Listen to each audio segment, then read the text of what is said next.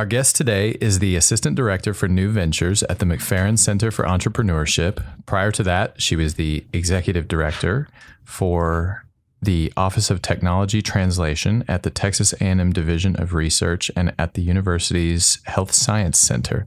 LauraLee Hughes, welcome to the show. Thank you for having me. I'm glad to be here. It's good to have you here. So let's get right into it. Having looked at your bio, it seems like you've already done enough things to fill 3 careers. If you had to sum up all your career pursuits in 25 words or less, how would you describe your career evolution? So my career evolution really started with me wanting to pursue an interest in science and technology. But after starting my undergraduate studies and being in a lab and doing research, I actually realized I was more interested in the intersection of science and technology with business.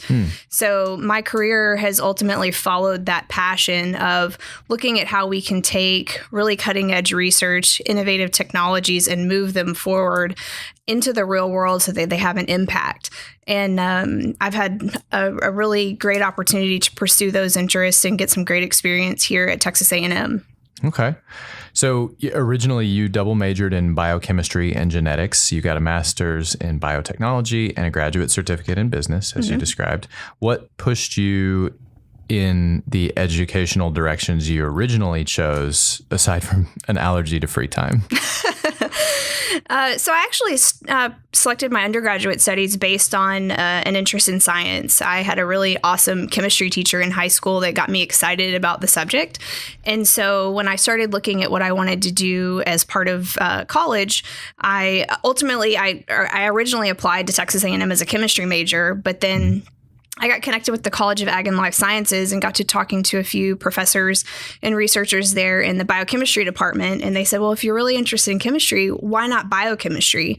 And at the time, I knew nothing about it. But after talking to them, I really enjoyed the application of chemistry to biological processes and the way that that impacts the way that we live and the future that that science was leading towards drug development and new technology. So I changed my major before I even came to College Station. And so that's what got me in biochemistry and genetics. And then, as I mentioned a minute ago, I started as an undergraduate researcher in the biochemistry department. I did research projects for about 2 years and realized that I was not enjoying that experience. I had originally thought I would go on a traditional path of getting a master's, doing a PhD program, and ultimately going into research in some form. But after doing undergraduate research for 2 years, realized that just really wasn't fulfilling for me. And so halfway through my undergraduate studies, I actually got an opportunity to work in the Office of Technology Commercialization. That was my first taste of the application of science with business and regulatory and legal.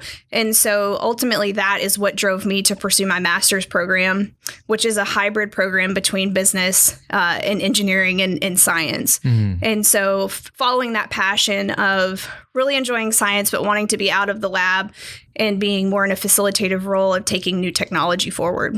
Okay, so why weren't you enjoying the lab process, the research process, whatever you were doing before? What pushed you away from that? I found it very monotonous. I'm also a people person. I like to interact with others, and I found that to be a very individualized, independent role. But also, a lot of the research projects I was working on were very early stage, and so I was constantly repeating the same experiments over, getting the same results, and at the time, not understanding why. I was an undergraduate, hadn't really taken any organic chemistry, things like that, but I was doing very complex research projects. And so I just got frustrated with it. And I really was looking for new opportunities and looking to do something different. And so it was by chance that I had an opportunity to go work at the Office of Technology Commercialization. And that's where I really got to see an opportunity in a career path that I really didn't know existed prior to that, in being able to pursue that passion and that interest in science, but look at it in a different way and have a different role in moving science and technology forward. Okay, so then what was that like? Just tell us a little bit about what your work was. Sure. It was probably more fulfilling. You said you were having issues because you're a people person and you wanted to do more people person stuff. Sure. So in the role that I had at the Office of Technology Commercialization, I worked for our business development and commercialization services group. And so what I really helped them do was evaluate new technologies that were being developed at Texas A&M. So I did a technical assessment to really understand what the invention was, what the technology was based on, and then looked at opportunities in the marketplace for that. So really mapping what we were developing here to a need in the marketplace, looking at competition, looking at other research that was out there to see if there was an opportunity for us to translate or commercialize that research in a way that it would, again, turn into a product or a service and otherwise make an impact on the world. And so in that role, I got to do a lot of primary market research, looking, again, online, but I also got to do a lot of other research where I was calling people. I was getting to talk to other researchers. I was getting to talk to representatives of companies and really trying to understand what their needs were, what research directions they were going in to really, again, try to understand what the future was for the technologies that were being developed here. And then I was able to develop those into recommendations and support the overall strategy for what we did with those technologies here at Texas A&M. Okay. So I'm a little confused. I have in the notes your work with the Office of Strategic Initiatives. There were a lot of there were a lot of Office of and then two more words in your resume, I guess, your LinkedIn. But so the Office of Strategic Initiatives, the Office of Technology Translation, Division of Research, Health Science Center. I'm trying to get the chronology of this all correct in my head. So what was the order? So just to kind of walk through how it all evolved, I started working for the Office of Strategic Initiatives at the A&M system when I was in graduate school. Okay. And I transitioned into a full-time role with them once I graduated. I see. And then I worked in that office for a number of years on projects related to BioDefense and building biomanufacturing infrastructure here at Texas A&M. And that ultimately led to my boss at the time taking a leadership role at the Texas A&M Health Science Center. And so I took a lot of the work that I had been doing at the A&M system and transferred over to the A&M Health Science Center and continued to work on a lot of those federal and state funded projects, but then ultimately took on another role as well, where I was beginning to move back more into the commercialization world, supporting faculty and staff that were developing new technology here at the university. Okay. So tell us about BioDefense. So that was, again, an area that I really knew nothing about before I started my job at Texas A&M. I knew nothing about it before we started this podcast episode. Well, I'll tell you what I know about BioDefense. And so what I came to learn was that, we hear about things like pandemic influenza, and we hear about anthrax, and we hear about all of these biological and chemical threats that we face as a nation. But what I didn't realize is there's a significant strategy behind how we prepare and we respond to those things. And a lot of the way that we respond and try to prevent those things from impacting us is by developing medical countermeasures. And then, so what I learned is that there's a lot of challenges in actually being able to develop and manufacture those countermeasures. And so the projects that we worked on really focused on how do we develop flexible, nimble manufacturing infrastructure so that we can make these countermeasures in a large enough quantity so that we can protect the nation's population, but also so that we can respond to what we don't know is out there. So I actually started working in this office about the time that the 2009 H1N1 pandemic hit the world, really. Right. And so we were very involved in developing alternative strategies for how we manufacture influenza vaccines, again, at the scale that's needed to try to stay ahead of that pandemic, but then also do it in a quick enough time frame. Does this sort of thing involve a lot of people injecting themselves in the heart with stuff like Nicolas Cage does in The Rock? This is for our younger listeners, this came out before you were born, so don't worry about it. But what sort of, so talking about medical countermeasures, is this something if, so let's talk in terms of what happened right after 9/11. People are getting mailed stuff that has anthrax on it or whatever.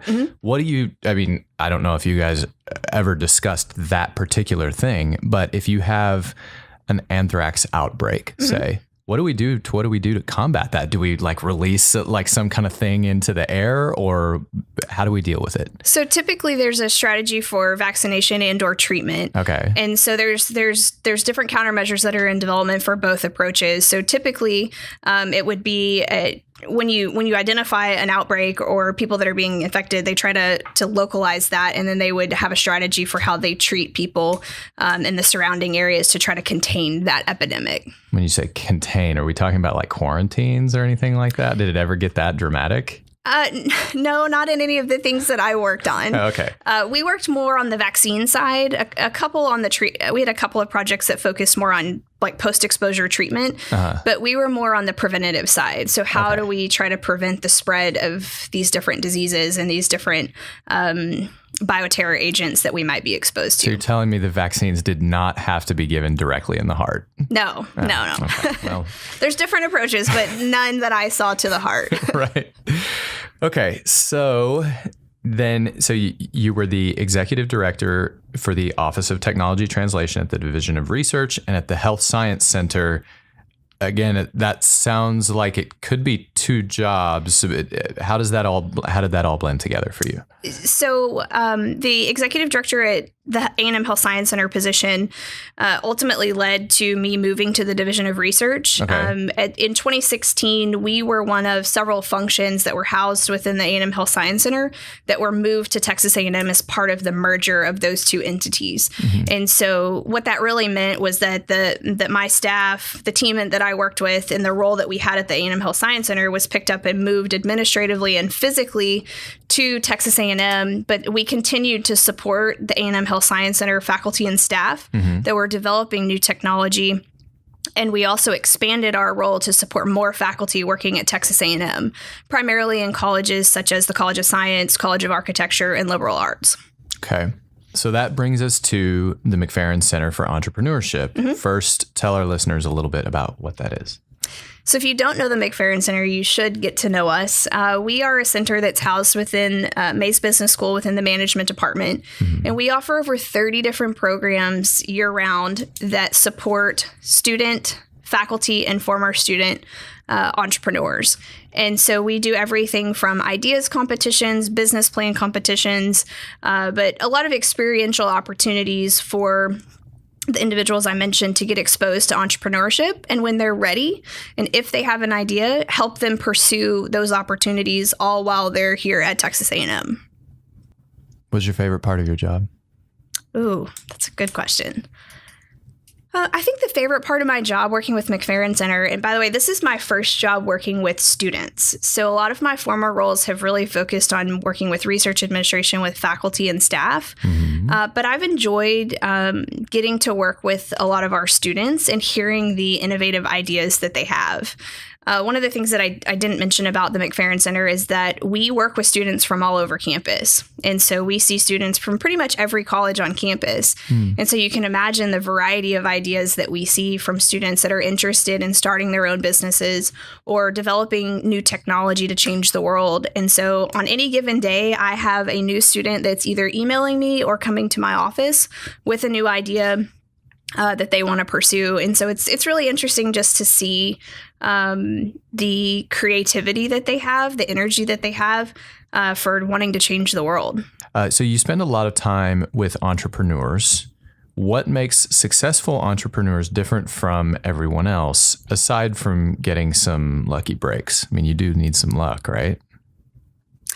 I would say a little bit of luck, but really a lot of it boils down to hard work. Uh-huh. And the things that I see that set successful entrepreneurs apart from others are, it kind of goes back to what I said a second ago about their energy and their passion. Okay. The individuals that I see out at Startup Aggieland and in programs at the Mcferrin Center, there's just something different about their energy level and their interest in changing the world. They're passionate about something that could be changing human health. It could be animal health. It could be changing the lives of an everyday person like you and me.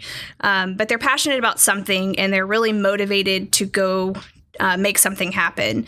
And a lot of them have their own ideas, but a lot of them are there because they just want to make an impact and they are trying to find the right opportunity and the right solution to be able to make that impact. So do you think then it's not as much about having a vision, it's more about feeling like the world needs changing and then allowing the vision to find you? I would agree with that. So one of the things that entrepreneurs a lot of times can be one of the pitfalls of entrepreneurship is being too married to your own idea and thinking that you have the best product or the best solution. But what we see is that a lot of the entrepreneurs that are successful are actually more open to opportunity. They're looking to solve a problem. They're looking for a way in which they can make an impact, but they may not necessarily have an idea of what that looks like yet. So going into entrepreneurship, looking at more of the opportunities that are out there, the way in which you might be able to have an impact, and then figuring out a solution, we actually see that those individuals tend to do a lot better and be more successful. So how do you then strike the balance between doing the thing that is you and doing the thing that the world needs? For example, one of the things that the world needs most, if you were to say, what's the classic answer to a problem that entrepreneurship or research could solve, curing cancer would be an obvious answer. That would be something that I could not do well. I don't have the medical knowledge. I don't have the patience for dealing with that particular problem would be something where I would be very limited. So in allowing the vision to find you, it seems like the great challenge then is to strike the balance between here is a problem that really needs solving, and here is a problem that I can solve well and that I will enjoy solving. So how do you think about all of those questions in concert together?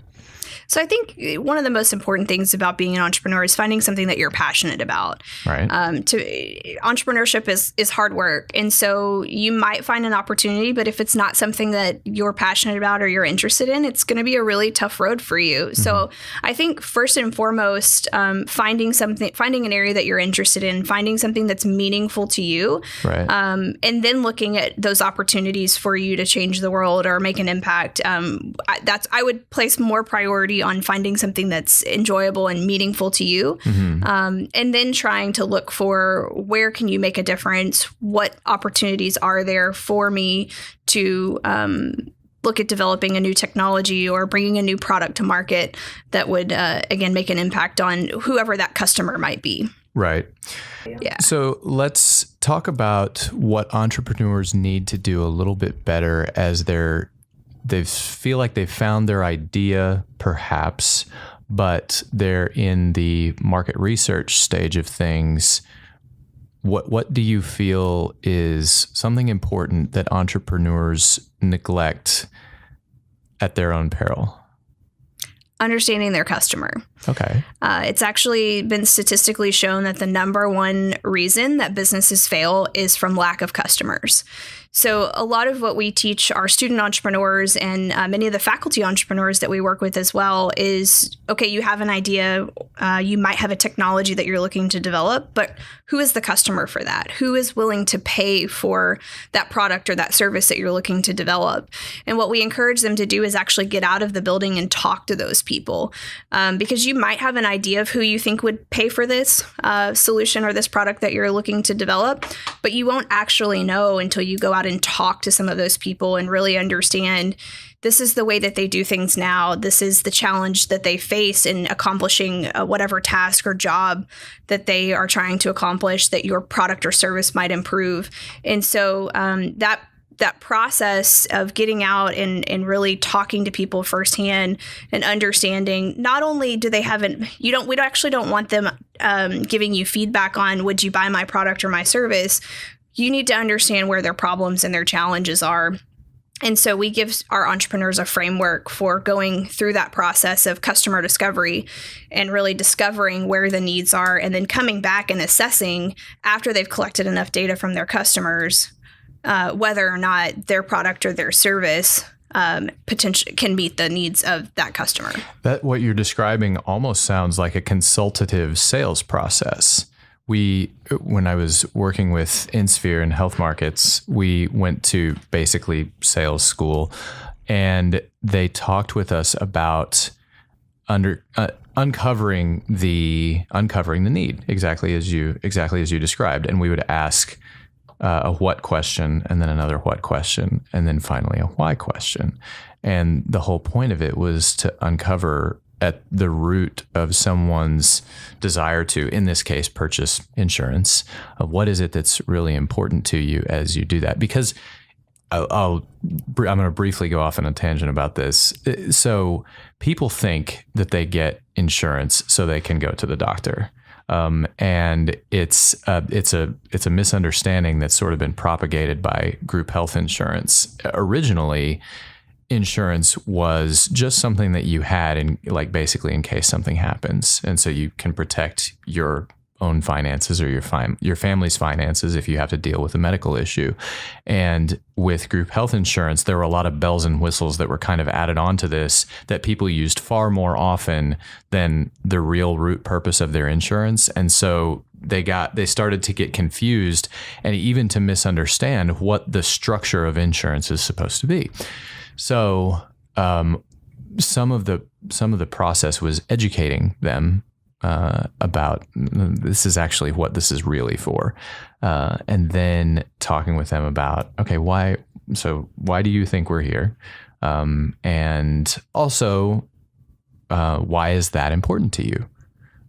Because sometimes there's something that you don't understand, like coming in as the salesperson, you have to assume that you don't know what's going on and then figure out what really is going on. But so then it seems as though from what you're describing, it sounds like, and by the way, the other reason that you don't ask people, would you buy this product, is because they will, with the best of intentions, they will lie to you. Exactly. And so there's like, you can't get an honest answer to that question. And so I guess what you're saying is what you're really trying to get to is the underlying motivations that drive attention, interest, decision, action. Yes. Is that right? Yes. We refer to that as a value proposition of what value are you providing to that potential customer that, again, motivates them to part with their money to pay you for a product or a service. Right. And so we help them with making some initial assumptions about what they think that value proposition is. Right. But then we go through this iterative process of going out and talking to customers. And based on what they're telling you, if those don't match up, then you change your hypothesis and you go out and retest that again and ask more questions and really try to get at that, as you said, that underlying motivation for why they need to solve this problem or how they need to get this job done. And again, why they would choose to buy your product or service versus another. Well, and it sounds like the elegance of a system like this is it's kind of this beautiful dance between you suggesting to them, is this the value proposition? And they say, well, it's kind of like that, but it's actually more like this. And then you kind of drift together, ideally. Yes. Ideally, you get that feedback, you gather that data from your customers, and they'll tell you exactly what value you need to provide in a new product or a new solution. So they're basically informing your product development for you. Interesting. You and I talked a little bit earlier about mentorship, and you said that what it sounded like you were saying was that people spend too much time hanging out with their peers, and they should spend more time hanging out with people who are farther along than they are. Does it then follow that the ideal system is where everyone spends a fair bit of time hanging out with folks who are more advanced than they are and some time hanging out with folks who are less advanced than they are? You kind of build like this informal apprenticeship system. Is that like, would that be the ideal way to cultivate a culture of entrepreneurship? I think so. Again, the younger generation of entrepreneurs that are just getting started have a lot to learn from those that have gone before them and that have been successful in doing it. And I think what you realize is a lot of times when entrepreneurs are successful and they've made it, they actually want to give back to the future generation of entrepreneurs that are following in their footsteps. Because entrepreneurship is hard. It's a lot of work. There's a lot of challenges along the way. And by the time you've made it, you typically want to go back. What we see anyways is those individuals typically want to go back and help those that are, again, following in their footsteps and trying to they're facing the same challenges that they are in trying to launch their own businesses. Do you think that there's an adverse selection process at work there? Because the early stages of entrepreneurship, when you're starting a company, it seems like it's sort of this inherently... There are parts of it that are just an inherently lonely process. It is, as you said, it's all about energy and passion, but it's driven in basically in one direction for many, many hours at a time over a long period of time. Is there the type of person that is drawn to doing something like that? Is there... Would that type of person be selecting away from someone who takes that broad world perspective and says, okay, can I reach over there to get some help with this? Do you understand? Does that make sense what I'm asking?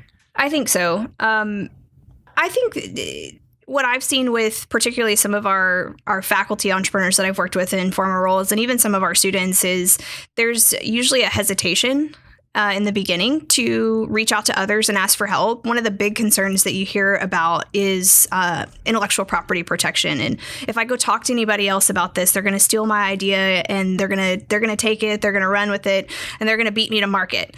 But then over time and through the process that we use, we actually help them, again, understand that you can go out and ask for help. You can develop connections with other entrepreneurs without giving away your intellectual property. You can talk to them about an idea, and that doesn't necessarily constitute intellectual property. And it doesn't pose a threat to you getting the feedback and developing the connections that you need to move forward with your business idea. This is a familiar theme from entertainment. Everybody wants to keep their script to themselves because they're afraid that if they send it to an executive, their idea is going to get stolen. And that never actually... So when it does happen, it happens so infrequently that when it does happen, it becomes like a famous story. The Matrix happened that way. Mm-hmm. There was a lawsuit about it. I can say this on the air because there was a lawsuit about it, and this woman won her lawsuit that basically her idea had been stolen. But the other thing is, so first of all, nobody's trying to steal your idea, and second, it's all in the execution anyway. Like, agreed. There are so few times that the idea itself is so good that it's just the idea that matters. And, even in entertainment, like there are so few things that can be kind of not that well executed and still work. Hunger Games was one, where the idea is just so good that you don't have to write it that well and it can still work. But in business, I'm trying to think of an example from business where the idea is just so elegant that it actually doesn't even really matter how you execute it. But that's like 0.1% of the time or less. Those are typically unicorns. Right. Yes. Yeah. But even in the case of unicorns, like it seems that when you say, like stage one of seeing something like that is saying, oh yeah, that's a good idea. And then stage two is saying, oh, and it's so well done too. And here are all the things that I wouldn't have thought I needed in something like that. And yet here they are right here in my ear. It's interesting because that's one of the things that I've come to learn more working with student entrepreneurs. Having come from the biotech, biopharma world, I dealt with a lot of faculty that were developing cures for cancer and mm-hmm. working on different ways to combat human health issues. And then, so fast forward to my time here at Mcferrin, and I work with a lot of students that grew up in the era of Facebook and the digital world. And so a lot of the ideas that we see are students that want to develop new apps. for either your mobile phone or web-based websites, basically. And so a lot of them are very protective of those ideas for a new app. But again, what they don't realize is the idea itself, really, there's not a lot of value there until you execute on it. But even developing a mobile app, which is not something that I'm an expert in or know much about, is complicated. There's a lot of work that goes into developing the software, but again, also your marketing strategy, how you reach those end users, how to get them onboarded onto your app, how to keep them coming back. And so that's where we really, even something as what seems to be as simple as an app, really requires a lot of work. And we use this process of helping them understand their customer before they actually go out and try to execute on that idea.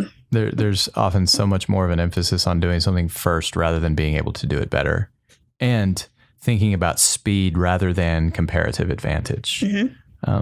We talk a lot about that. I have a small esports business, and we talk a lot about where is actually our comparative advantage. What can we do better than anyone else can, and why? And we had a lot of younger people on our staff, and I often have to guide them away from, it happened this weekend. Some guys from Europe brought us a new idea, and it's a great idea. Somebody is going to make a lot of money doing it, but it's not going to be us. And the reason, and maybe it will be everyone on my staff except me. And the reason is because I don't know how to do what they're talking about. And I don't really have a whole lot of interest in learning. I don't have a whole lot of interest in learning how to write comedy either. I would have been a much better writer if I had learned how to write comedy, but I just don't, that's not my thing. I don't care about that.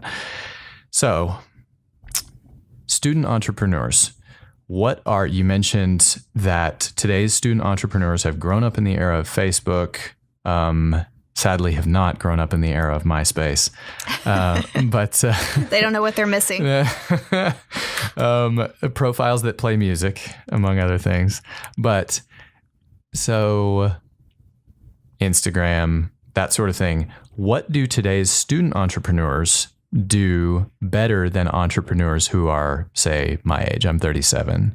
Entrepreneurs who are in their late 20s, early 30s, 40s. What do today's students do better? I think what I see in my experience so far, and again, it's somewhat limited, is that most of our student entrepreneurs are on the cutting edge of technology. And many of them seem to be focusing on I don't want to say social issues, but looking at ways to improve social interactions and helping to connect more with society. And so, again, we see a lot of mobile applications because I think, again, with what they've seen in the era that they've grown up in, they've seen many people be successful in launching kind of socially based businesses. And so you've got Twitter, Instagram, Facebook, some of the ones that you mentioned. And so they're looking at how can they become the next Facebook, or how can they become the next platform that engages a huge number of people in a social way. And again, they're on the forefront of technology, so they're looking at innovative ways to do that, different ways in which they can engage their users, what different experience can they give them on a new platform. So that's generally what I see in terms of our student entrepreneurs. But we also have many that are, again, focused on medical devices and improving animal health and other high-tech applications across different engineering disciplines. So I won't say that they're all focused on those things, but that is a trend that I've seen amongst the students that I've worked with so far. Okay. So I have thoughts on this. Let's talk about this social connectedness thing. So it seems frequently we talk about one of the things out there among the intelligentsia talking about social applications is the idea that we are more connected and less in tune with each other. And the idea of sitting in a room with another person, having an actual conversation with them, that there's something that you and I share sitting here right now that we would not if we were doing it on a screen, on Skype or whatever. And my wonder is, first of all, are we in a better place or a worse place? And to a degree, this is an existential question. It's one that doesn't necessarily have an answer, but are we in a better place or a worse place than we were in 2003 before Facebook came along? And then do we feel like we are, colder now than we were then? And are we trying to warm ourselves up by setting ourselves on fire with all of these additional social apps that are supposed to bring us together, and in the end are only bringing us right next to each other on either side of a screen? Like, is this really the right way to solve this problem? Mm-hmm. What do you think? So I was in college when Facebook launched. So I'm of the generation that sees value in Facebook, but also at the same time believe that we're missing a lot of opportunity to have that meaningful in-person connection. Okay. So I've seen actually over the last several years that my use of Facebook, and I can't say that I use Instagram very well, and I have a Twitter account, but I don't ever post anything. So yeah. I have those platforms and I use them very little.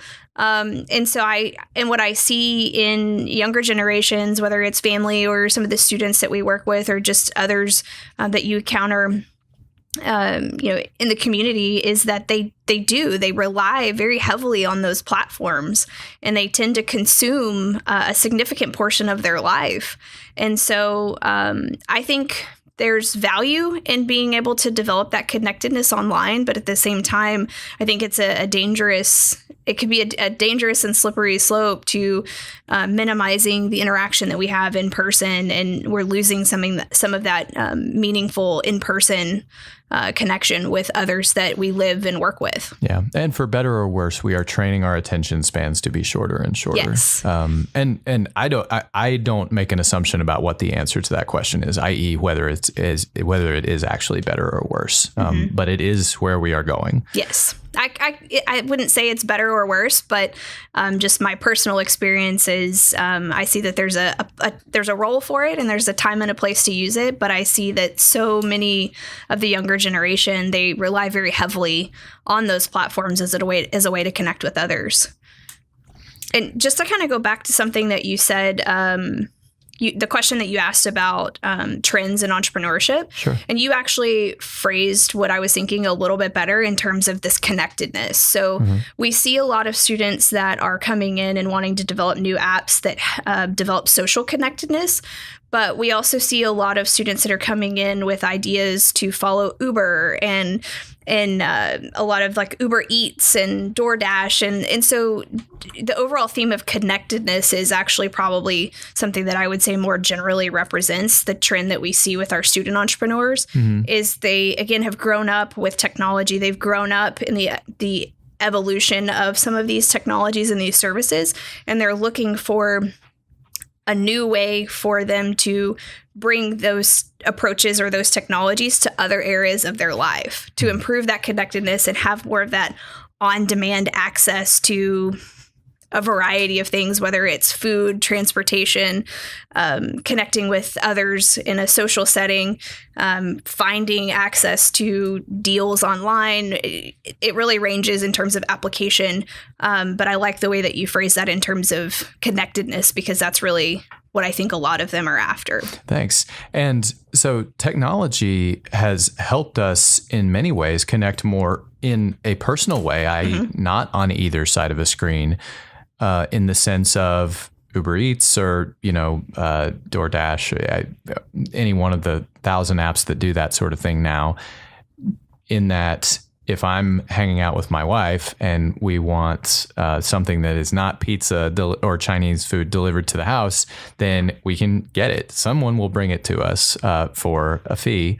And so we get to spend more time hanging out instead of one of us having to go pick up the food. I mean, we could go pick it up together, but it's more of an interaction. Sitting in the car talking is certainly a way to interact, but it's better if we can actually look at each other and, and watch each other's expressions and see body language and so forth. I can't see her body language when she's sitting in the other car seat, sometimes to my dismay. But any other thoughts on where we're going in terms of connectedness? Because I think that's a good theme to kind of tie this all together. I think what I've seen with some of our student entrepreneurs, and I've actually talked to several very recently that are seeing the downfall of some of the existing platforms like Facebook. They're seeing the issues that they're having with privacy and data breaches. They're also seeing that a lot of those platforms are become highly politicized, and they're turning to have more of a negative impact on people's lives. And so they're thinking of ways in which they can come in as basically the next generation social app that addresses some of the shortcomings and the pitfalls that we've seen with some of these existing technologies. And they've got different approaches that they're thinking about taking, but really, again, trying to overcome some of the negativity and some of the issues that we've seen with those platforms consuming so much of everyone's daily life, and or, again, having a negative impact on the way that they view politics or that they engage with others. One de facto social app that I'm fascinated by is Reddit. Because Reddit was not developed as a social app or a social site, but it has kind of become one where you hang out with other people who are interested in X, Y, or Z. But what I think people don't realize is that there are often some commonalities in the way that someone who goes on NBA Reddit, for example, I don't spend a lot of time there. I've stopped by there a couple of times, but there are some commonalities in the politics among people who hang out there, and the way that someone who is really interested in thinking about the NBA on a deep level, the way that that person sees the world, there are other they don't realize that there are other things they have in common.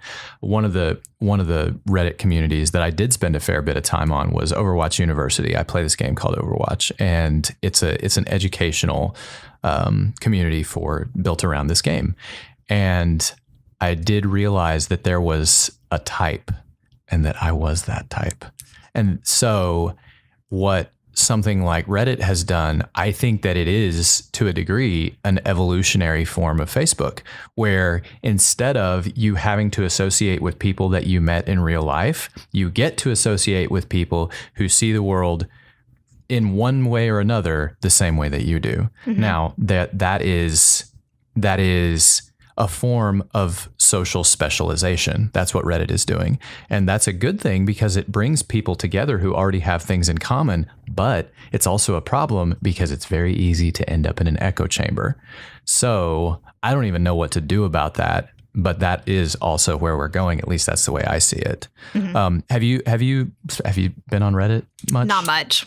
I don't have a lot of experience with it. I definitely encourage you to spend some time there. Like and whatever you're interested in, if you just Google, like, let's say you like, I don't know, rocket launchers.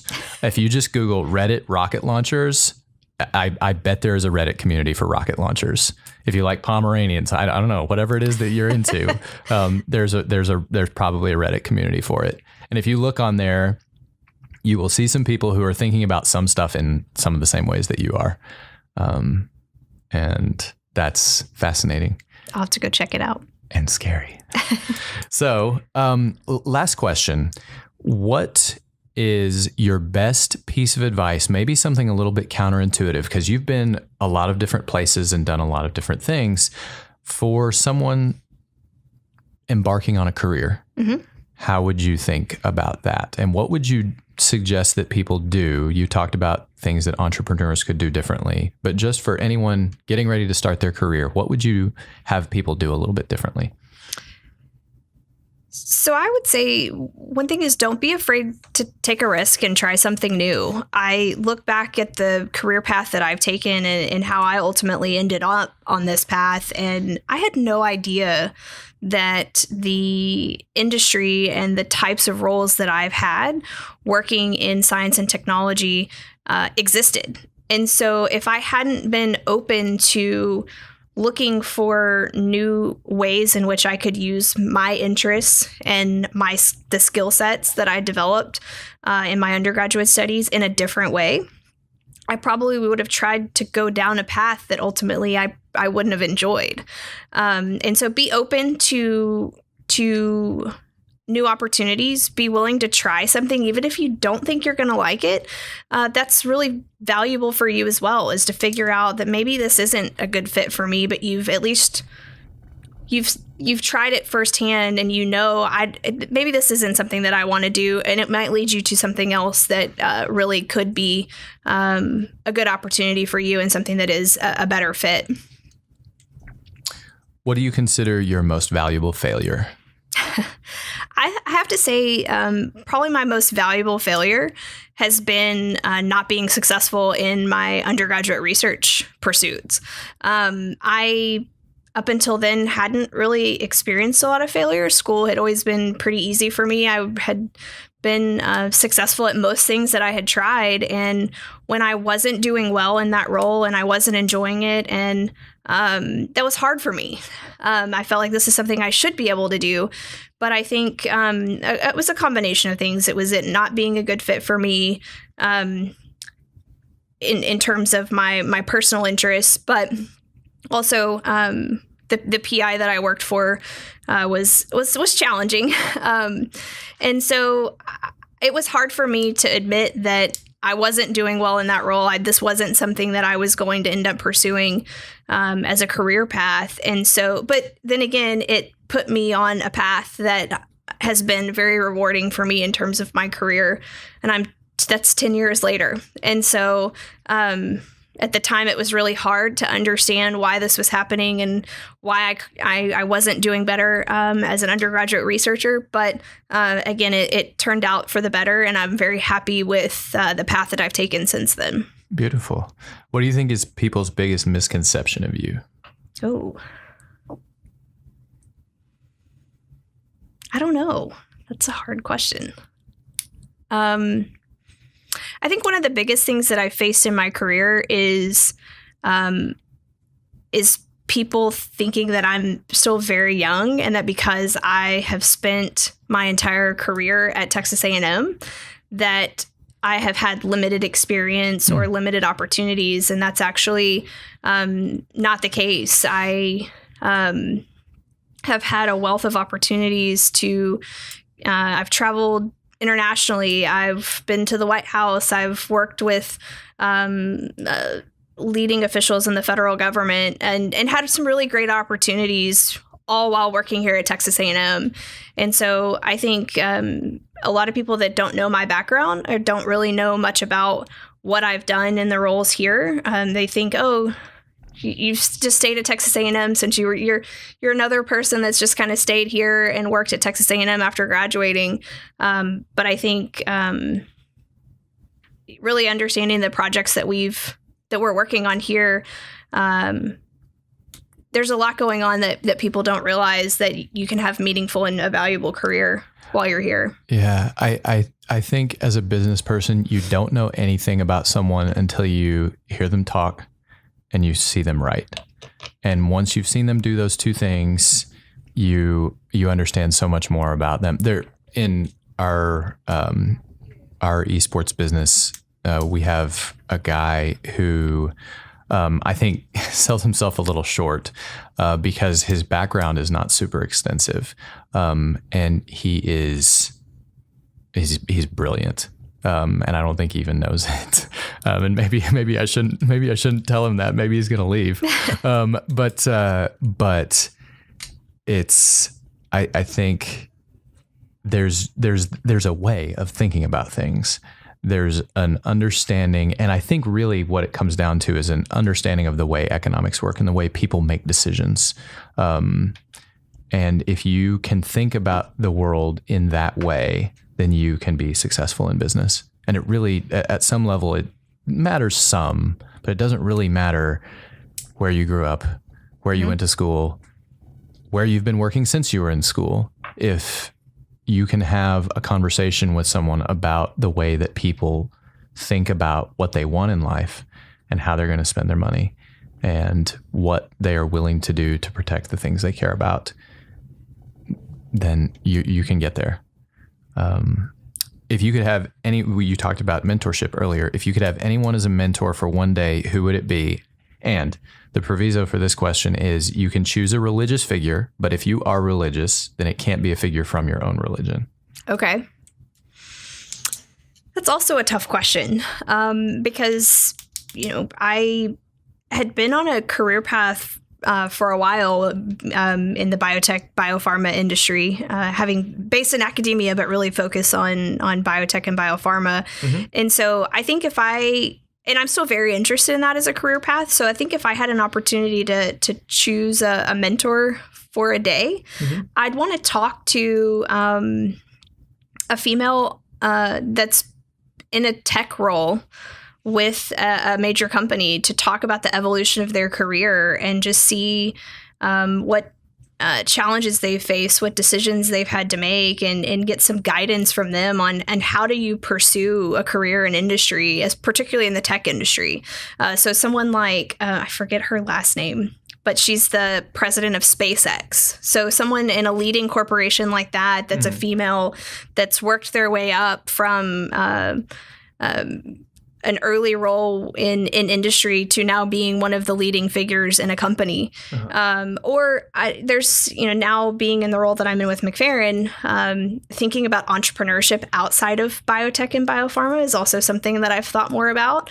So it'd be interesting to talk to, and again, I don't have a specific person, it would be interesting to talk to someone that's been a successful female entrepreneur and just talk to them about what made you change career paths, what made you ultimately decide to leave a career and become an entrepreneur, and how did you juggle that decision to completely change the direction that you were taking your life, and how do you what led you to that decision, and then again, what challenges have you faced? How have you dealt with any particular challenges of being a female entrepreneur, a wife, a mom, all of those things that you have to juggle as a female?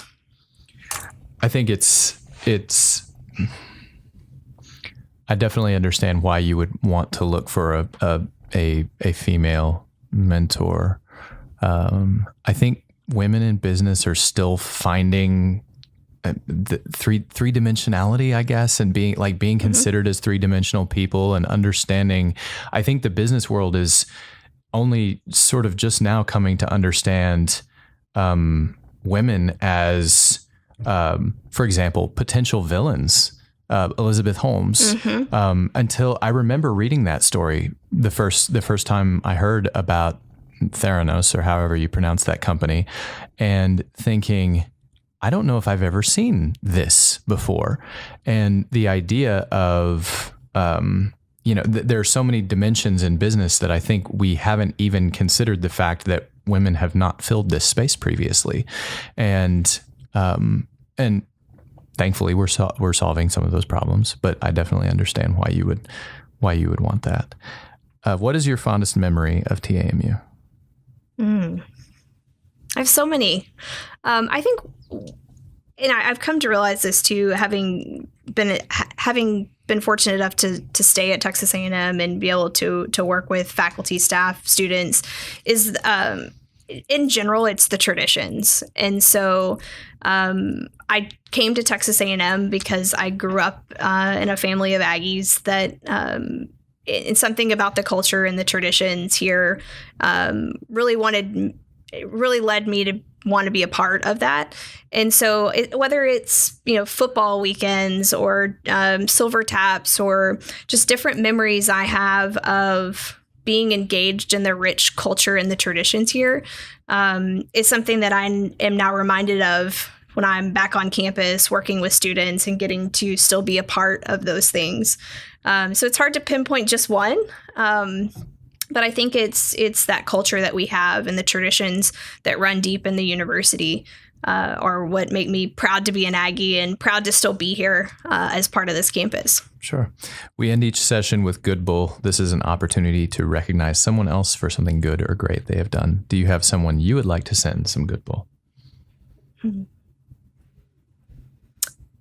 I'd like to, and it's not just an individual, but I'd like to give a quick shout out to all of our student entrepreneurs that are going to be competing tomorrow in the Mcferrin Center's Aggie Pitch event. I've had the privilege of working with quite a few of the teams that are finalists for the pitch event, and I'm very impressed with, again, their passion, their energy, the dedication that those teams, particularly the ones that I know, have put forth in pursuing their idea. Some of them are working on innovative medical devices. Others are working on devices or other technologies to improve animal health. And we have others that are developing more consumer-based products or services that are going to change the way you and I live. But it's incredible to see the passion, the energy that these students have for entrepreneurship. And so the fact that they've been selected to compete in that competition already shows that they're some of the best talent that we have here at Texas A&M. And so congratulations to them on making it to the finals, and look forward to seeing them all compete tomorrow. That is great. I would like to send some good bull to Ben and Judah Murtis. They're a couple of good family friends. Thanks for being my friends, guys. LauraLee Hughes, thanks for taking the time to join us today. We appreciated having you. Thanks for having me. It was a pleasure.